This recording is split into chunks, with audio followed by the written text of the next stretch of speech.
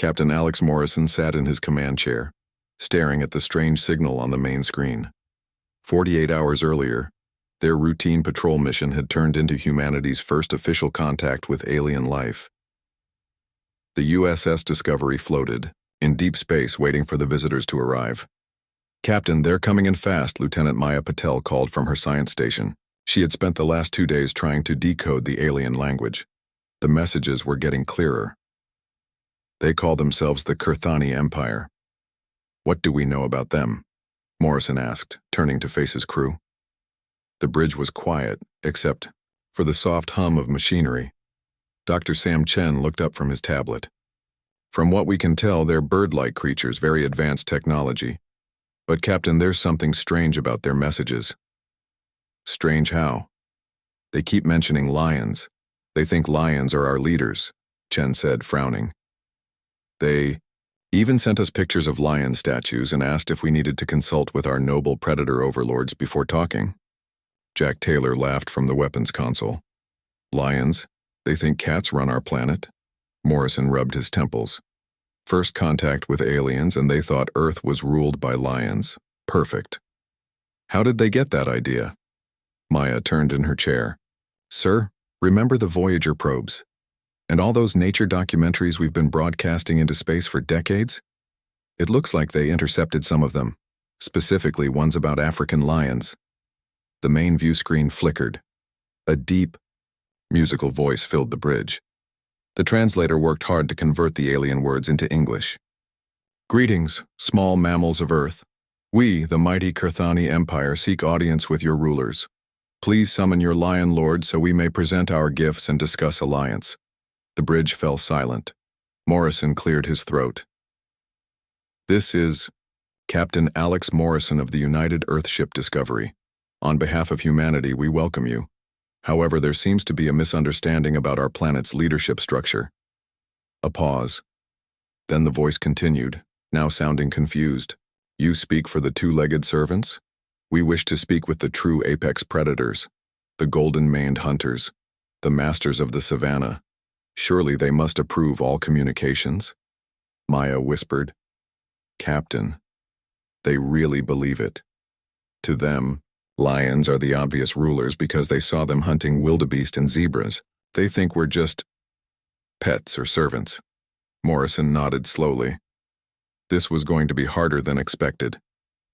"Kurthani Empire, humans are the dominant species on Earth. Lions are animals we share the planet with, but they don't have technology or civilization." "Impossible," the voice boomed. "We have studied your transmissions carefully. The lions are clearly superior. They possess strength, courage, and natural weapons. They command their territory with absolute authority. How could weak small mammals without claws or fangs possibly rule such magnificent predators?" Dr. Chen stood up. "Captain, may I try?" Morrison waved him forward.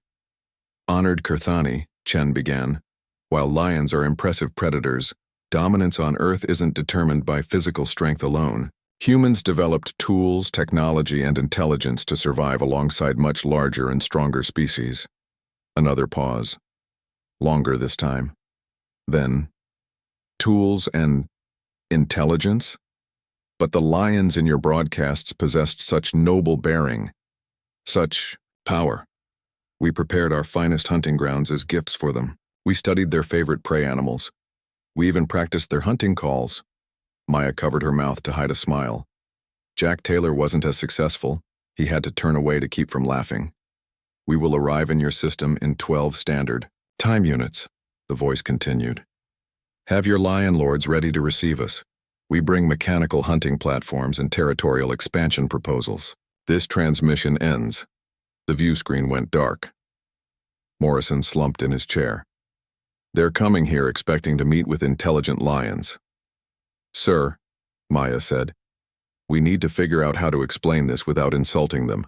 They've clearly put a lot of effort into preparing for lion diplomacy." Chen nodded. "And they might not take kindly to discovering they got it completely wrong.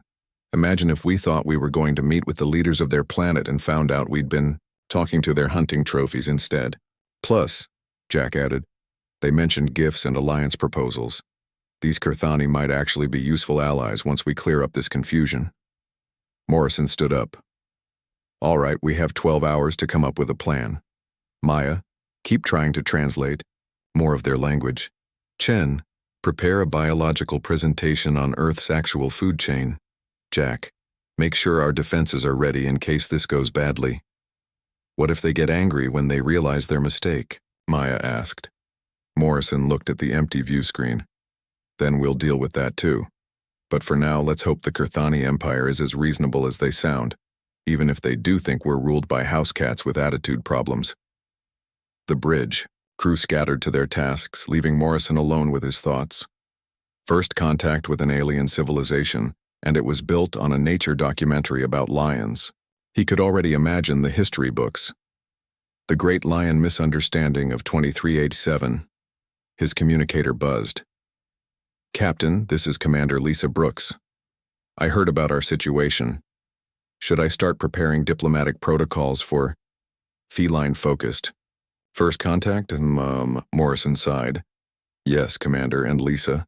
See if we can find any documentaries about humans that we might have accidentally broadcast. We need to know exactly what else they might believe about us. Understood, sir. Brooks out. As the USS Discovery drifted through space, preparing for the strangest first contact in human history, Morrison couldn't help but wonder, what other surprises did Earth have in store for the Kurthani Empire? 12 hours passed quickly. The bridge crew of the USS Discovery gathered around the main conference table. Captain Morrison had called in all department heads for an emergency meeting. Status report, Morrison said. Commander Lisa Brooks adjusted her glasses. I've reviewed all possible nature documentaries we broadcasted. The Kurthani probably saw footage of lion prides hunting, lions roaring at sunset, and slow-motion shots of them taking down large prey. Perfect material for misunderstanding. Billy Wong, the ship's zoologist, raised his hand. Captain, I've been thinking. Maybe we can use this situation to our advantage. Show them what Earth is really like. Explain, Morrison said. Well, the Kurthani seem to respect strength and hunting ability. What if we show them Earth's actual dangerous creatures, the ones that make even humans careful? Maya Patel looked up from her data pad. You mean show them why humans survived on a planet with so many deadly animals? Exactly, Billy nodded. Lions are impressive, but they're not the most dangerous thing on Earth, not even close. Dr. Chen rubbed his chin thoughtfully. That could work, show them our biodiversity chart, the full spectrum of Earth's dangers. Major Kate Sullivan, the security chief, leaned forward. What about the combat demonstration they mentioned? They said something about their warriors testing their skills against our rulers. Morrison frowned. Right.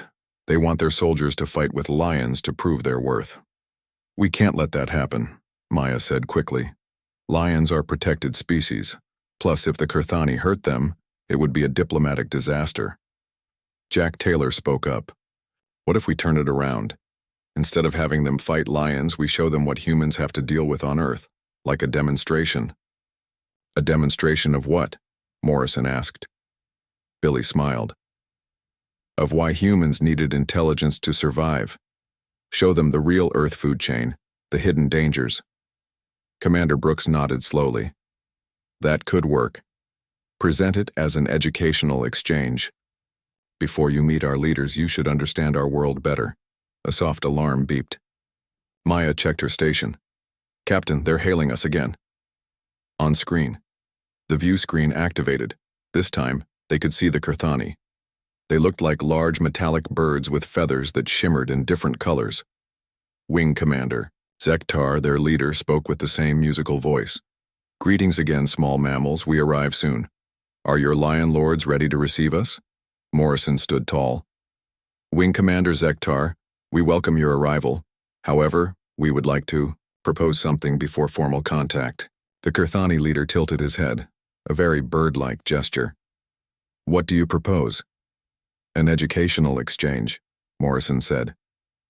You've studied our lions, which shows respect for strength and hunting ability. We would like to show you more about Earth's ecosystem, to help you better understand our world before permanent alliance discussions. Zektar's feathers ruffled. You wish to educate warriors of the Kurthani Empire?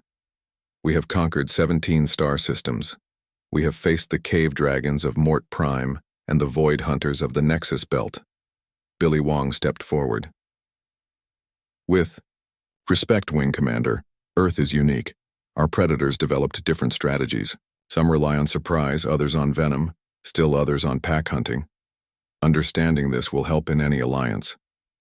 The alien leader was quiet for a moment. Venom? Poison weapons? Natural chemical warfare, Dr. Chen added. Some of our species produce toxins that can kill creatures many times their size. Now Zektar seemed interested. This is unusual. On our homeworld, the strong hunt the weak. Size determines dominance. You claim small creatures can defeat large ones?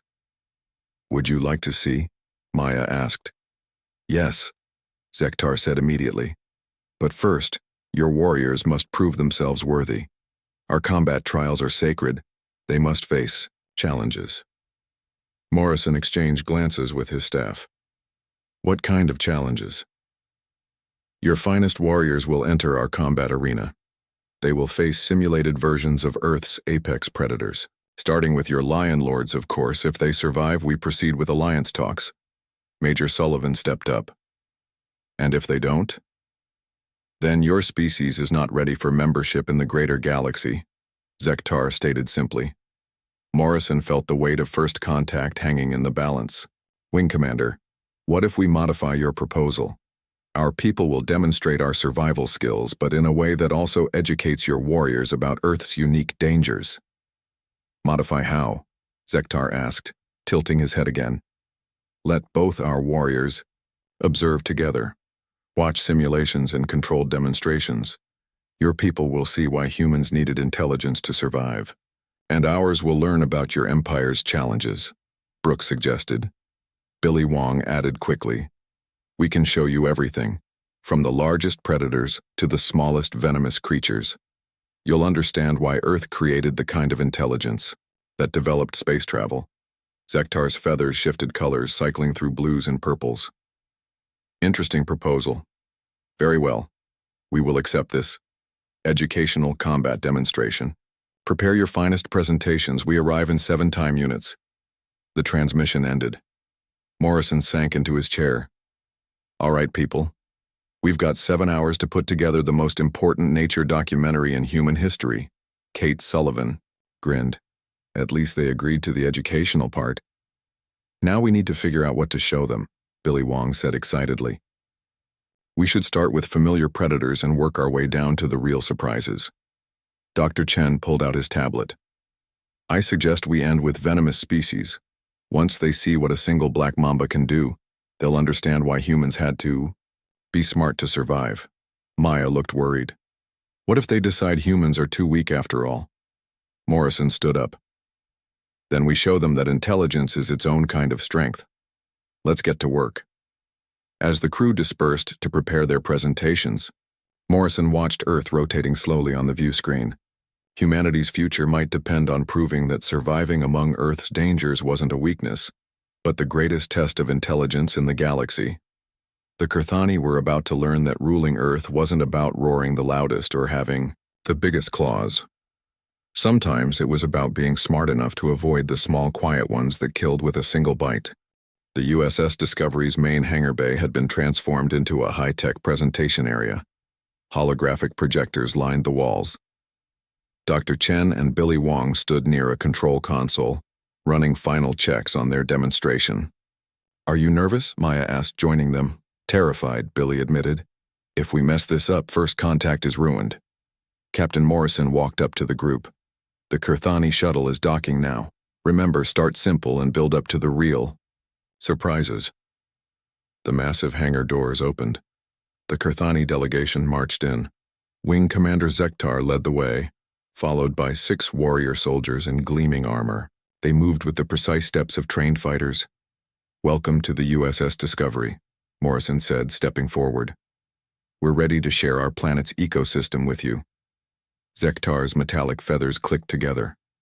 We are eager to see these smaller dangers you mentioned, though we remain puzzled. How can tiny creatures threaten mighty hunters? Dr. Chen activated the first hologram. A basic Earth food chain appeared showing familiar animals.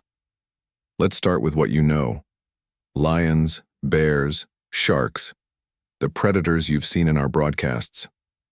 The Kurthani warriors examined the hologram with mild interest. One of them, smaller than the others, spoke up. These are large, strong.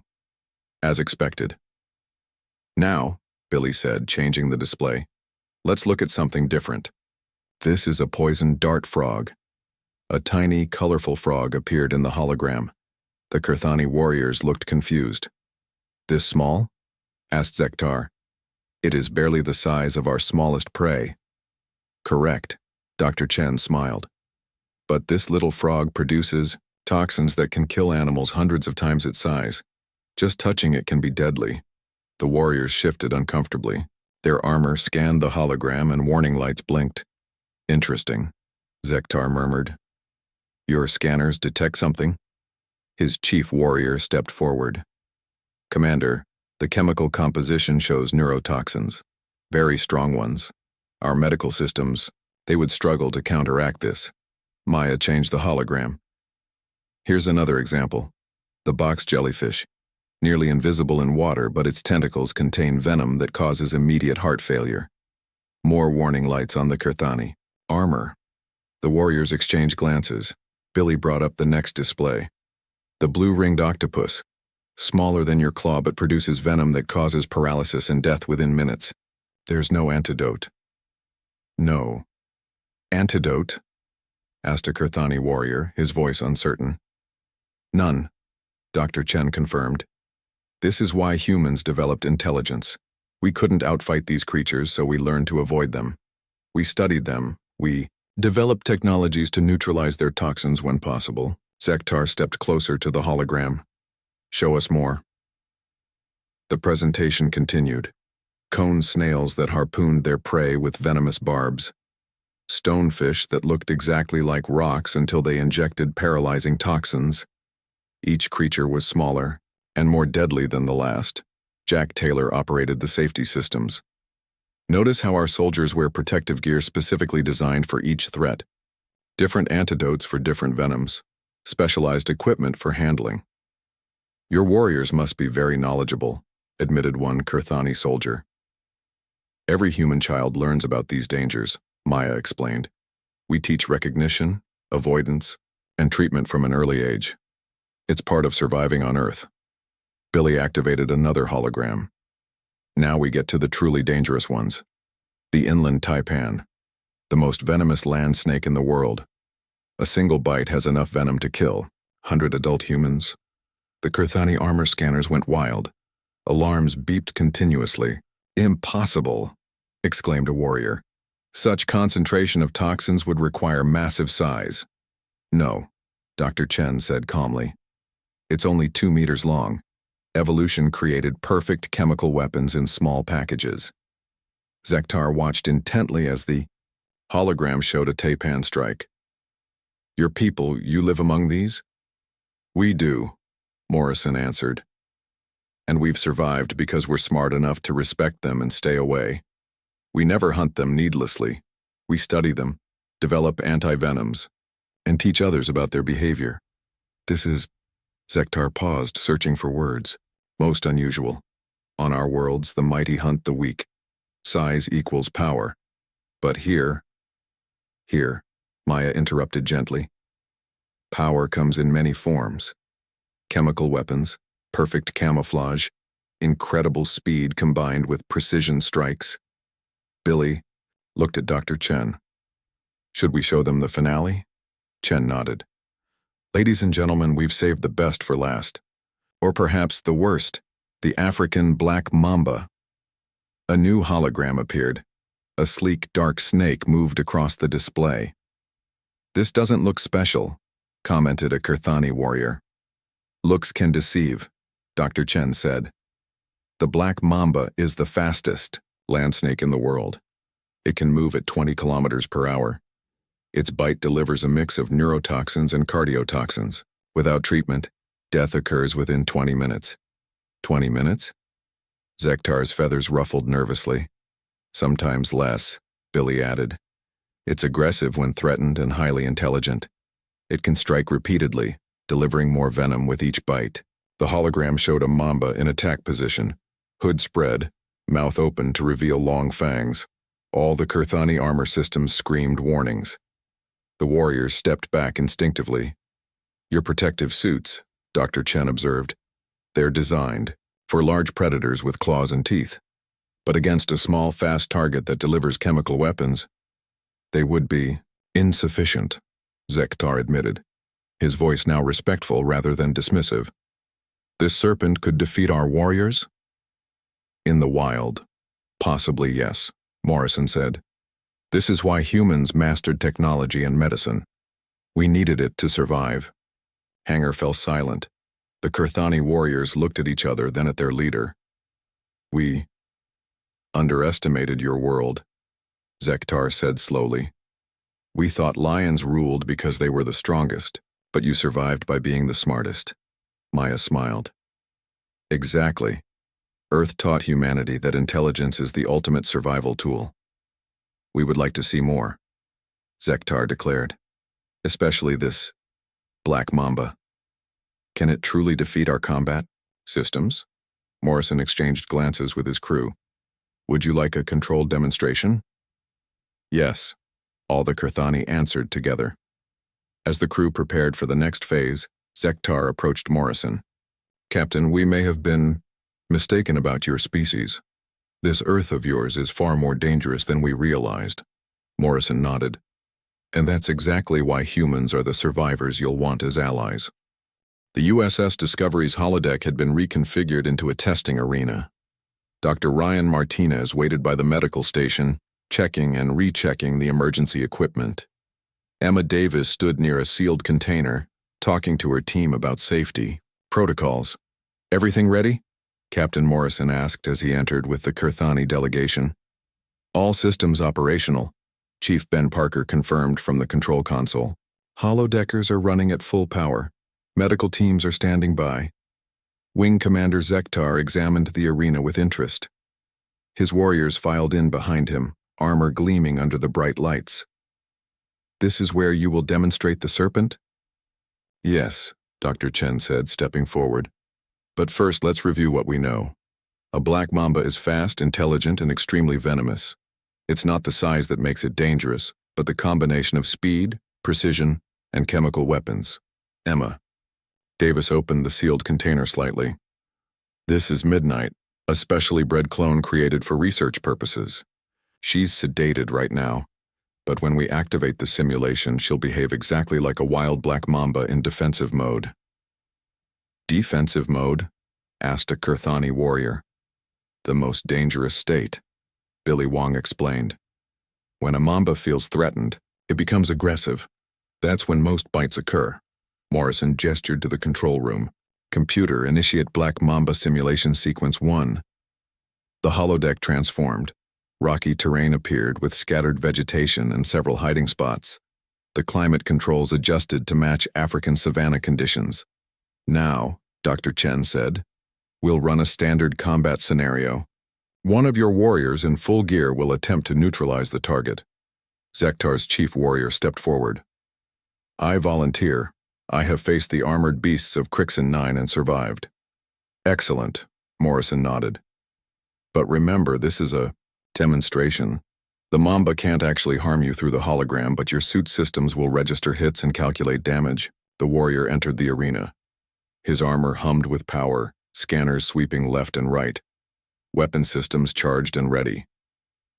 Computer, activate Black Mamba Defensive Protocol, Emma Davis commanded. A section of rock shimmered. The Mamba appeared, instantly alert. It was exactly 2.3 meters long, built for speed and precision. The warrior saw it immediately. Target acquired, initiating combat sequence. He raised his weapon, a pulse rifle designed for large prey. The aim was perfect. The shot would have hit a lion easily. The Mamba moved. Even in simulation, it was breathtaking. The snake exploded forward, zigzagging across the terrain at nearly 20 kilometers per hour. The warrior's shot went wide. Incredible speed, murmured one of the Kurthani observers. The warrior adjusted, firing a spread pattern. The Mamba rose up, hood flared, weaving between the energy pulses. It was too fast, too small a target. Warning. Target closing distance, the warrior's armor announced. Strike pattern activated, the computer stated. The holographic Mamba lunged. Its fangs struck the warrior's leg armor. Immediately, alarms blared. The warrior's suit flashed red warnings across his visor. Venom injection detected. Neurotoxin levels critical. Cardiotoxin levels critical. Estimated time to paralysis 40 seconds. Antidote dispensing. The warrior tried to move, but his legs felt heavy. He fired wildly, but the Mamba had already struck again, this time hitting his arm. Second injection detected. Cumulative venom load exceeding antidote capacity. Motor functions declining. The warrior collapsed, unable to control his muscles. His breathing became labored. The simulation would result in death within 15 minutes, Dr. Martinez announced calmly. Even with your advanced medical systems. The holodeck reset. The warrior's suit restored normal functions and he stood up shakily. That was... He paused, searching for words. I have never faced such an opponent. Zektar stepped forward. Run the simulation again. I will face this serpent myself. Commander, no, his warriors protested, but Zektar waved them back. If I am to understand this Earth of yours, I must experience its dangers firsthand. The simulation reset. This time the Mamba was hidden better, coiled among rocks that perfectly matched its dark scales. Zektar entered the arena more cautiously than his warrior. His armor was more advanced, with better sensors and faster reflexes. Computer, increase difficulty to level 3, Dr. Chen said quietly. Wait, what does that mean? Billy Wong whispered. It means the Mamba will behave like a highly aggravated mother protecting her eggs. Emma Davis replied with a slight smile. The simulation began. Zektar scanned methodically, learning from his warrior's mistakes. His sensors finally detected movement. The Mamba struck before he could react. This time it didn't just bite once. Aggravated and territorial, the holographic snake delivered multiple strikes in rapid succession. Zektar's armor recorded hit after hit. Critical venom levels detected. Multiple injection sites. Systemic failure imminent. Antidote supplies exhausted. Zektar managed to fire once, the blast catching the Mamba's tail. But the damage was done. He fell heavily as his systems failed. Simulation complete. Subject deceased, the computer announced flatly. The arena reset again. Zektar stood up, his feathers cycling through colors rapidly, a sign of stress in Kurthani physiology. Remarkable, he said, his voice different now. Respectful. We brought weapons designed to defeat armored beasts the size of transport shuttles, and a small serpent makes our gear useless. Dr. Martinez showed the medical data. The venom affects multiple systems simultaneously: neurological, cardiovascular, and respiratory. Even our most advanced medical technology requires immediate intervention to save lives. And humans live with these creatures? Asked a Kurthani warrior. We coexist, Maya Patel corrected. We respect their territory, understand their behavior, and prepare for accidental encounters. Every year, human lives are saved because we studied these animals and developed proper treatments. Morrison addressed Zektar directly. This is what we tried to explain earlier. Lions are impressive, but they're straightforward hunters. Earth's real threats are small, fast, and chemically armed. Humans survived by being smarter than our predators. Zektar looked at the empty arena, then at his warriors. We have trained on 100 worlds, faced countless predators. But this is different. Now you understand, Dr. Chen said gently, why Earth produced a species that builds starships. We had to become intelligent to survive our own planet. Indeed, Zektar replied, and now we understand why any alliance with Earth would be most beneficial. Your knowledge of chemical warfare, your medical expertise, your understanding of complex ecosystems. He turned to Morrison. Captain, we have been humbled today. We came expecting to trade with simple creatures that lived under the rule of large cats. Instead, we find survivors of a world that produced weapons we cannot counter with our finest military technology. So, Morrison said carefully, are you still interested in alliance discussions? Zektar's feathers shifted to what the translator identified as colors of respect and admiration. More interested than ever, Captain, though perhaps we should first request training in Earth's venomous species defense protocols.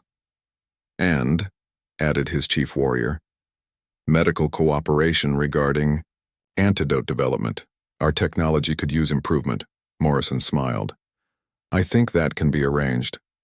As the Kurthani delegation filed out, discussing excitedly among themselves, Maya Patel turned to Billy Wong. Think they'll ever look at Earth documentaries the same way again? Billy grinned. Somehow I doubt they'll be as impressed by lion roars anymore. 3 days later, the official alliance ceremony took place in the USS Discovery's main conference room. Captain Morrison sat across from Wing Commander Zektar, with both delegations arranged according to diplomatic protocol. We need to apologize, Zektar began, his feathers displaying soft blue patterns. Our entire approach to Earth was based on incomplete information.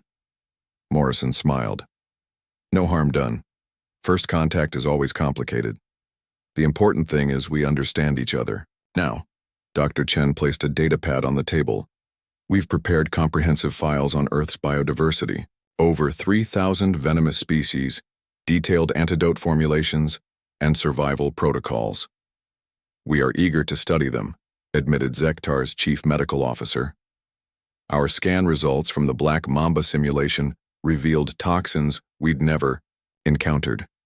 Your medical science has developed in fascinating directions. Maya Patel activated the conference room display. There's so much more to Earth than what we showed you. Bacteria that can dissolve rock, plants that produce compounds, for medicines and weapons, fungi networks that communicate across entire forests. Truly a death world, mused a Kurthani scientist. Jack Taylor looked confused. Death world?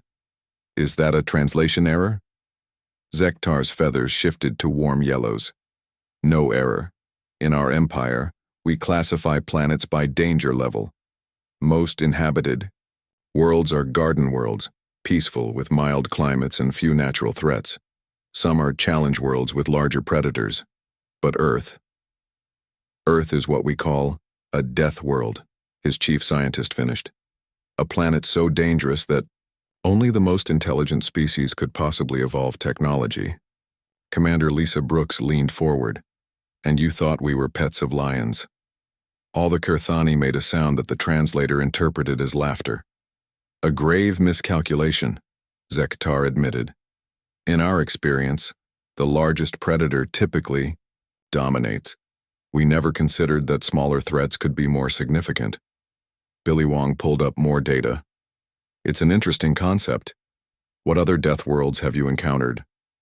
Very few, Zektar replied.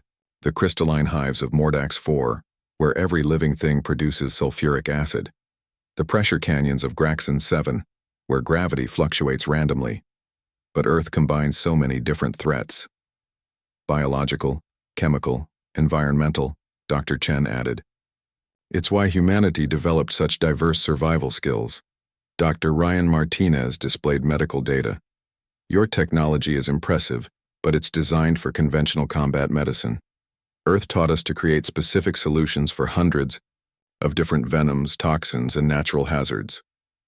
We would like to propose a technology exchange, Zektar announced. Our medical systems, combined with your Earth-specific knowledge, could save many lives in our empire. Morrison nodded. We're open to cooperation. What else interests your scientists? Everything, the Kurthani scientist responded immediately.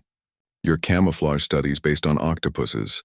Your materials research inspired by spider silk. Your sonar technology from studies of bats and dolphins.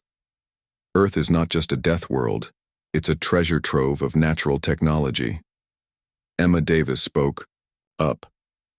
We've also learned much about ourselves from your perspective.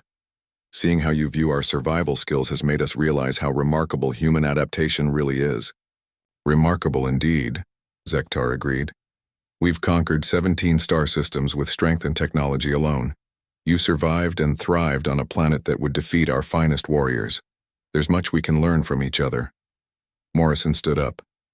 Then let's make it official. The United Earth Government and the Kurthani Empire hereby establish formal diplomatic relations with mutual respect and shared knowledge. Zektar raised a ceremonial wing. Agreed, and we officially recognize humanity as supreme beings of Earth, not servants to any other species. Maya Patel smiled. Though I hope you'll still appreciate our lions. They're quite beautiful, even if they're not running things. We have prepared gifts, Zektar announced. Several Kurthani warriors brought in elegant metal containers, originally designed for lion lords, but we've repurposed them. Environmental field generators that can protect against most of your planet's dangers. Dr. Chen opened one container.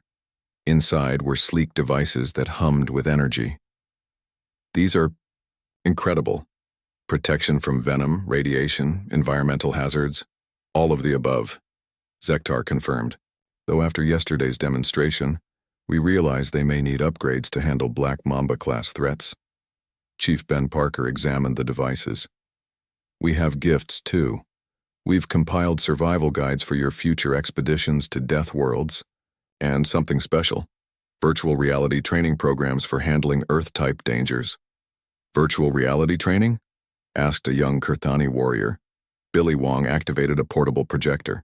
Safe ways to experience encounters with Earth's predators. Learn proper responses without the risk. The Kurthani warriors immediately crowded around the display, fascinated.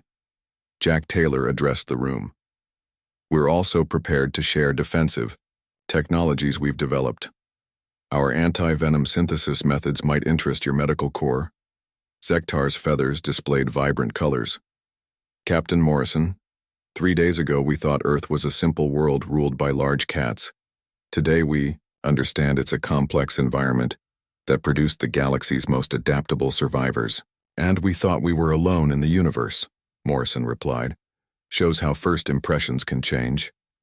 Major Kate Sullivan raised her glass of water. To new allies and better understanding. The room echoed the toast in both human and Kurthani languages. Later, as the ceremony concluded, Zektar approached Morrison privately. Captain, I must share something. Your demonstration has caused us to reassess our expansion policies. We've been dismissing death worlds as too dangerous for colonization. But seeing what humans accomplished, you're thinking of settling your own challenging worlds? Morrison asked. Yes, and we'd like to request Earth advisors. Perhaps your Dr. Chen could help our medical corps develop better toxin countermeasures. Dr. Davis might assist with wildlife management protocols. Morrison considered this. I'll bring it to the Earth government. It sounds like a beneficial exchange program. Indeed, Zektar agreed. And Captain, we'd like to send some of our scholars to Earth to study your Death World education system. Understanding how you teach children to survive might help us better prepare our own young for the universe's dangers. Morrison shook Zektar's wing hand. I think this is the beginning of a very interesting friendship. As the Kurthani prepared to return to their ship, Maya overheard two young warriors talking excitedly about Earth's venomous creatures.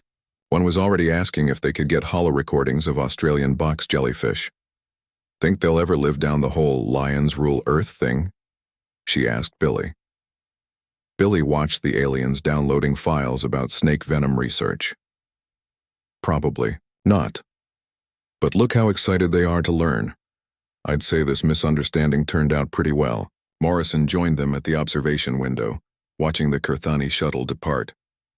First contact via nature documentary, not how it's supposed to happen. Maybe it's exactly how it's supposed to happen, Dr. Chen said, approaching the group. We learned that our world makes us incredibly special, even among spacefaring civilizations, and they learned that intelligence comes in unexpected packages. Outside, Earth hung in the view screen, blue and beautiful. Somewhere down there, black mambas still moved through African grasslands, box jellyfish drifted in tropical waters, and poison dart frogs displayed their warning colors. You know what? Morrison said finally. I'm going to make sure our next broadcasts are a lot more comprehensive. No more lion-only documentaries. Good idea, Maya laughed. Though I admit I'll miss being considered the pets of house cats. As the USS Discovery continued its journey through space, carrying the first successful first contact in human history, no one noticed the small icon added to Earth's file in the Kirthani database, the symbol for Death World, with the notation, Alliance Priority, Maximum. Back on Earth, a black mamba slithered through the grass, unaware it had just changed the course of human history with its fangs.